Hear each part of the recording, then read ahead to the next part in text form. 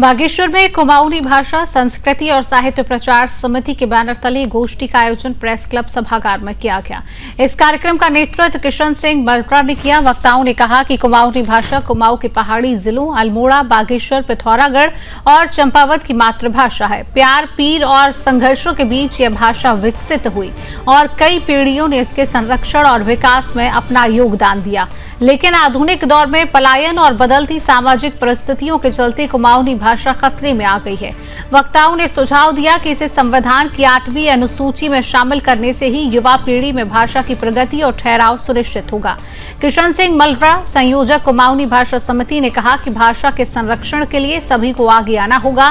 दलीप सिंह खेतवाल, अध्यक्ष वरिष्ठ न्यास समिति, और रमेश पर्वतीय, पूर्व संपादक पहरू कुमाऊनी पत्रिका, ने भी भाषाई जागरूकता पर जोर दिया। गोष्ठी में उपस्थित उन वक्ताओं ने यह भी संदेश दिया कि कुमाऊनी भाषा केवल शब्दों का माध्यम नहीं बल्कि कुमाऊं की संस्कृति, परंपरा और पहाड़ी जीवन की आत्मा है।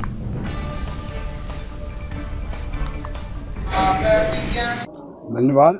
कुमाऊनी भाषा तो असल में देखा जाए तो हिंदू भाषा से भी पहले से कुमाऊनी भाषा में साहित्य रचना हुई है और अनेक कुमाऊनी के विद्वानों ने, साहित्यकारों ने तब से ही लिखना शुरू कर दिया था जब वो बहुत पत्र में हरण की शायरी से लिखा करते थे। काफ़ी वर्षों से एक कुमाऊनी भाषा संस्कृति एवं साहित्य प्रचार समिति के माध्यम से, जिसका मुख्यालय जनपद अल्मोड़ा में है, लेकिन इसके साथ ही साथ में जनपद बागेश्वर, पिथौरागढ़, चंपावत, उधम सिंह नगर, नैनीताल, सारे जनपदों में इसकी इकाइयाँ स्थापित हो गई हैं।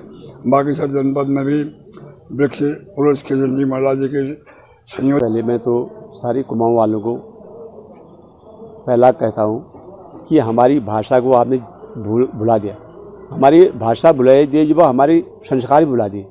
केवल भाषा नहीं भुलाई है, केवल कुमाऊं बोलना नहीं सिखाया, नहीं बोला, क्योंकि हमारे जो संस्कार थे, संस्कार भी भुला दिए आपने।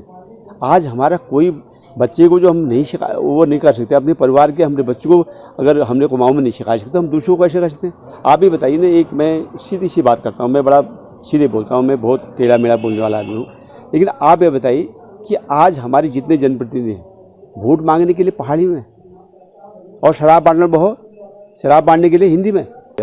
मुख्य तो बात ऐसी है कि अपनी बोली भाषा संस्कृति प्रचार प्रसार के अंतर्गत हम ये चाहते हैं कि हमारी जो बोली यहाँ पर बोली जाती है मुख्य रूप से कुमाऊनी बोली, जिसका जो इतिहास है बड़ा ही गौरवपूर्ण इतिहास है और एक सामरिक दृष्टि से उसको 8वीं अनुसूची में बहुत पहले ही शामिल हो जाना चाहिए था। तो निरंतर पूरे प्रदेश से लेकर जनपद और विकासखंड स्तर पर इसके प्रयास रहते हैं कि क्यों न इस बोली को, जो हिंदी से भी पुरानी बोली है, इसको आज तक 8वीं सूची में शामिल किया गया। उसके निमित्त आज हम अपनी बोली भाषा को भूलते हुए अन्य भाषाओं पर जो ज़्यादा फोकस हम दे देते हैं, हम